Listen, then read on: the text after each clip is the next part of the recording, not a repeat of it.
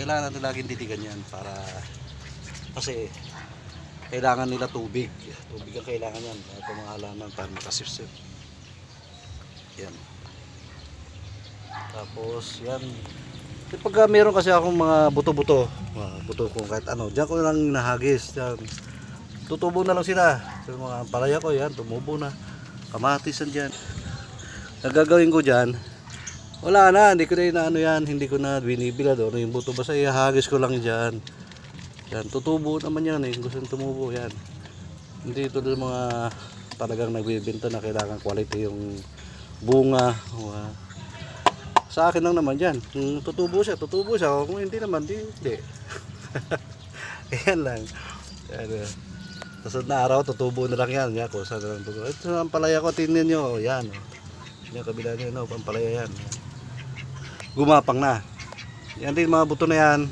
Kaya lang pagka ako nagulam ng ampalaya, hinahagis ko dyan, buto ng kamatis, tinatanggal ko yung buto, hindi ko na sinasama. Nahagis ko na lang dyan. Siyempre, pagka hinagis mo yan dyan, may lupa naman yan, kahit kapiraso lang lupa dyan, tutubo yan. Ayun, oh, yan, kamatis yan, napakarami na. Yan, kasi buto lang talaga yan. Tapos ito na malaki na, gumapang na. Ayan. Ayan, umapang na yung ampalaya. Ano lang, sinasabi ko lang dyan sa kapiraso kan na yan. Ito kasi dati lupa ko, dalawang styro yan. Dalawang styro, kaso nga lang, yung isang styro, pinasok ng daga. Binahayan. Hindi ko alam na sa loob pala, butas-butas na. Pati yung styro, butas-butas na rin. Wala na, tinapon ko na, nilagay na ng lupa rito. Yan.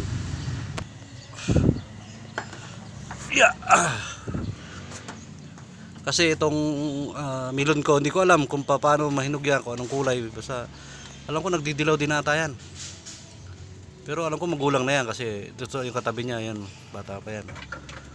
So, yan. Ito kasing lupa kong to, styro, tinubuan ng artilis yan, malaki na, yan. So ganda naman, grabe naman yung bunga ng artilis ko, dami oh. Namunga na siya, pero ang dami niya. Yan. Dahil bunga. Kaya painog nga. Yan. Dito may mga bunga pa rito, maliliit oh. Ano siya, marami talaga siyang bunga, yung maliliit, yan. Yan, kahit nasa, ayun, kahit sa ilalim may bunga. Oh. Yan. Ayun, hindi naman nagsabay-sabay naglakihan. Kasi unang talagang bumilog yung bunga niyan, yan, malaki na yan. Yung sumunod yung isa, yan, naglaki na. Pero mamaya titinan ko nga kung paano yung maging hinog niya, kung anong kulay talaga. Kung nagdidilaw ba talaga pa yan o hindi na, ganyan na yan. Kasi open siya. Minsan kasi may mga malalaking daga rito na akyat, baka madali pa yan, hindi ko naman tinatakpan, ganyan lang. Kung alam nilang prutas yan, kakainin nila yan. Ayun, salamat yung hindi na alam. Pero pag ayan at sambahan, ubos talaga yan. Yan, kakainin nila yan. Itong lupa nga styro, nangangat nila eh. Yan pa kayang prutas.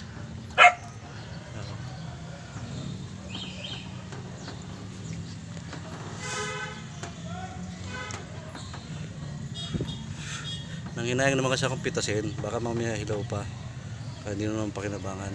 Pero isang linggo pa.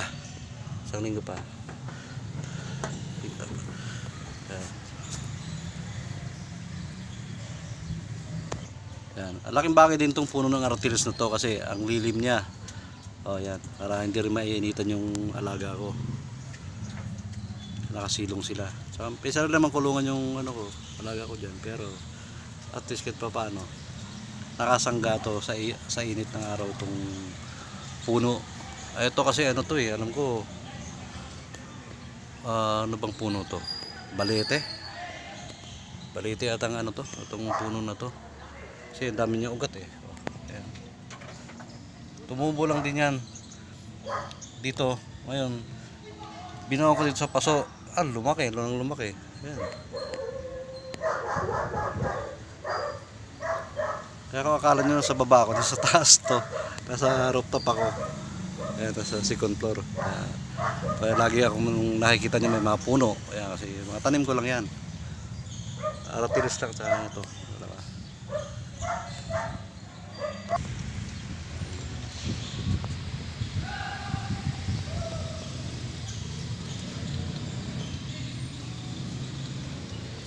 Ayun.